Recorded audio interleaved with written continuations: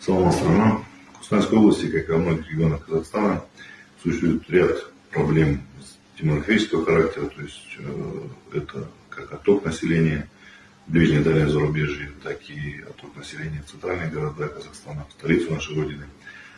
Также существуют проблемы с демографией, низкой рождаемостью. На мой взгляд, необходим системный подход в данном вопросе. Конечно, в государстве реализуется целый ряд государственных программ, как государственные инициативы в части повышения квалификации, в обучении молодежной практике.